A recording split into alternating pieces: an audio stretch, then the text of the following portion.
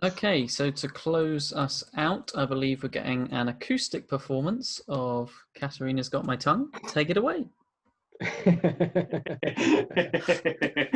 Dundee's a done deal.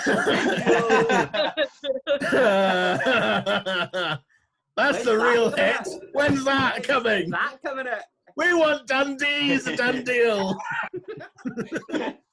That'll need to be in the next batch of recordings. It's so That's catchy. literally all I want. It's the only reason we like you. We're just gonna record those first 15 seconds. Yeah, on loop. Get Lemmy to do a dance remix of it. Oh my god. You would do Glasgow Starlings. It'll be a TikTok song. If Lemmy did a remix of just a Dundee's a done deal. Dundee's a done deal. Yeah, just him dancing on his stream. We should all lobby Lemmy to make him do it. Lobby Lemmy. Yeah. Lobby Lemmy for Blobby. Lemmy must be doing even better than normal. Like, everyone must just be tuned in constantly. He must be a raking in the dosh. Maybe that's what You you see should his, do. you see his tech remix of what was it? We'll Meet Again. Oh, I listen to that daily. tremendous. It's unbelievable. It's so good. It's so good. That's the thing.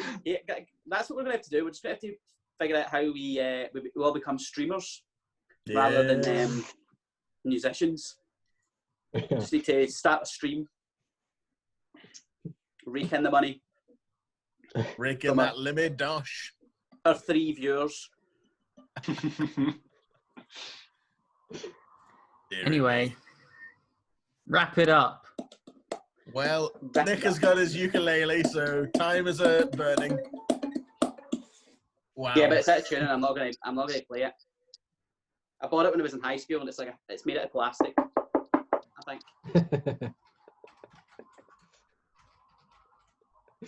Neither Nathan and I are very impressed. Sorry, Dad. Your hijinks. Nathan is normally the son. What's going on with the dynamic today? Yeah, Nathan is the child. We're normally the dads. Anyway, thanks for joining us for an hour or so of talking absolute nonsense in amongst promoting your music. It's been lovely to see all your faces again. It's actually made me kind of sad. Oh yeah, I can't wait to play a gig with you again. It'll be good. Or just to see a gig if you. What I would give. The same room as you. We'll be together. Oh no! You guys have been like massively complimentary to us, but we definitely need to say that I feel that we started to step it up live, and as a direct response to seeing you guys at the old hairdressers. That was insane, because I know that I mean, even when you offered us that headline slot at the 13th note, we were genuinely like kind of trepidatious about, well, fuck, how do we headline after Pandaker? That was like a genuine concern, and that's what we were doing in the rehearsal room, thinking, fuck now, how do we go on after that? What do we need to do to get to that point? Yeah, and So we never quite nailed it. No. Well, no. I'll tell you how you do it. You tune your guitars, make sure that your bassist knows what he's playing, and have somebody that can actually sing, and Have someone that can keep time on drums. Basically, yeah, we're just a gimmick. Write about stuff people want to hear about. And you guys are like a real band that play actual music and have like that's songs, nonsense. and we're just like a comedy dance troupe. Yeah. We're a joke that's gone too far. Yeah. I think people must be like, oh yeah, Pandaker, they're like one of those bands that like strip it back, you know, they're not trying to like flourish on it or anything like that. Like it must be, it's incredible that they've managed to scrape away so much. How can they be so restrained when they're obviously like, so much better than that? Yeah. So raw, so real. Two chords. No. Dumb. Doing yourselves a disservice. Thank you. You set the bar high. You're too kind. Thank you. It's difficult to take compliments. I struggle with compliments. But Ian's right. Me and Ian have spoken about it before. Like that was a turning point, like he said, where we were like, oh, we need to like compete with these guys. They're so good. My God. Thank you. We it was a turning point for us as well because we were like lonely. We could book gigs. We went booking gigs, and everybody else in the scene that we would be associated with had like they were either like 10 years younger than us and had no interest playing with some old men, and or were like so tightly knit that we were never going to break into it, and it was just we had to make one. Eddie kept saying we need to make band friends, and we had to put on our own show. We had to put on our own show as well, and it was like a breakthrough of like, oh, we don't need to wait on King Tut's or Stereo or somebody getting in touch with us. We can just do it ourselves, and then if we can do it ourselves, then we can put on people that we actually like. Yeah. So, like you guys have been instrumental in us because you brought people with you to that gig who that headline show we got you to sold play. a crazy amount of tickets. Like you packed that place. Yeah, so full. Yeah, I don't know how. Was that like your first headline? Because that's mental. Yeah. Why did that take so long? I don't understand. Like, I don't know. what have you been doing? we don't have the tracks out to get those those sweet headline slots, I think. Headline slots are such bullshit as well. Like, not when it comes back. Like, you guys deserve it. I mean, in like the world of like a DF concerts headline slot. Yes. How many tickets you sell? Right. So you sell 40 tickets. Right. See, they two bands there, they sell 40 and they sell 30, but they're going to combine their tickets together. So they're going to headline and you're going to play at the start. Right, pal? And they're just like, you're like, all right, but okay, right, whatever. Like, sell the tickets and then get the headline slot. And then it means you're opening for like somebody who's like with acoustic guitar. And yeah, fuck yeah. When you're playing gigs that are kind of mixed, and especially when it's mixed genres and stuff, and sometimes you can't guarantee that the fans that are there to see that band are even going to stick around to see any other band. Like sometimes that middle slot is quite good, or the one just before headline, just depends. Sometimes it's like, oh, we're top of the bill, and we go on at 2 a.m. That was the best gig. That was amazing. It was not the best gig. Eddie, you're a trooper, Eddie, for hanging around for our bill. Because I fucking nearly left, and I'm in the band, and I was out that fucking door. So you're like an absolute trooper. The atmosphere at that point, the only people left in the room had been there for so long. They were full of music and drink and cheer. And they were they were waiting. They were ready. They were like, come on! I've been here this long! Ah! Amazing. And then there was like a bunch of people kind of lining the benches like this. They were only still there because if they sat up, they would be sick down themselves. And you were like, oh, wow! Had people getting drinks for them? It's like, who is this? I should say, I don't want to be a total Debbie Downer. Despite all that, I fucking love it, right? And I love being in a band, and I love like getting out there. But like the scene, it's an interesting thing. I hope it's reclaimed after all this, in some way. But I love it. I wouldn't fucking change it. Well, no, I would change it, but I wouldn't change being in the band and being out there playing. You know? Yeah, it's just a fucking strange world. Hopefully people like come out. Like we had the gig that we were meant to be playing. We were meant to be playing Stereo or somewhere like that, Ed. Stereo, yeah. And it was on my dad's birthday and he bought tickets for it. He was so hyped for it, and there was like people coming. And I'm just hoping that when this all because I see people all the time, right, on my Facebook. I've got loads of like indie Cindies that I went to school with, and like lads who are like I just want to go to a concert, man. I just want to go to a concert. And it's like, I hope that what they mean is they want to go out and see live music on a Saturday night in Glasgow, and not, I want to wait for Oasis to reform and stand in a field with a Union flag absolutely out my face. I hope that people's hunger for social interaction makes them think, you know what, I'm going to go to that, guys. Yes. I'm going to like buy tickets to go and see Peplo. Yeah, I think it definitely changes your perspective, lockdown, a bit. All those things that you just didn't go to because you couldn't be bothered, like, yeah, I don't think I'll be saying no to as many things.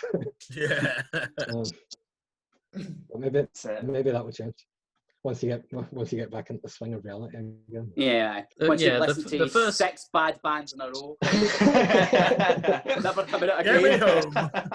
once you see Pantacar play, like, I don't even remember half her songs. They're all the same. But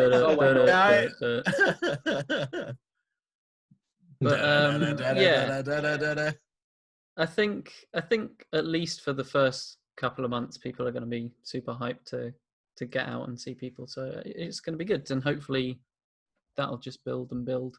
But like, if you guys keep releasing the singles and stuff, and then I can see you guys just taking off. You're getting loads of radio play and on like actual proper radio stations, not just shitty. BBC. Yeah. I'm certain. Yeah, Like, rap you need to start. You need to cut out the wee swears, and you just can. Yeah, the decision to do 2 singles with sweary words in them, not so good. Yeah, perhaps. Most actually, The BBC won't like it. most of our songs now have all that omitted where we can. Sometimes it's there for effect, something like you need it, but most of our single worthy songs that we've got, and all the new stuff that I've written recently is totally exempt of swearing. I think there's, but it's still very edgy, but not edgy, and like, I'm going to swear and that makes me hard. But like, as in like, it's pretty angular. The stuff that we've been working on, that we'll be working on soon when we get out of lockdown, is a bit. It's not a departure, but it's we've grown up a wee bit. I don't know if that's the right word to use because it's still childish, but it's a progression. There's a nice bit of progression in it. So hopefully everything works out and we can catch up. I mean, we have only been a band for, we really can't count this year, but we've only been a band for 2 years now, nearly? 3? July 17th, yeah, will be 2 Will be years. our what? 2 2 years. So we can't really kick ourselves too much. We've done quite a lot. This is the quickest I've had momentum in a band, and I've been in a shit ton of bands. So... And like you've had all that stuff booked, like it's just out of your control at the moment. But I think I think everyone's in the same boat almost. Like everyone should be kind of just starting from where they left off. Hopefully, it does feel very much like it's just paused.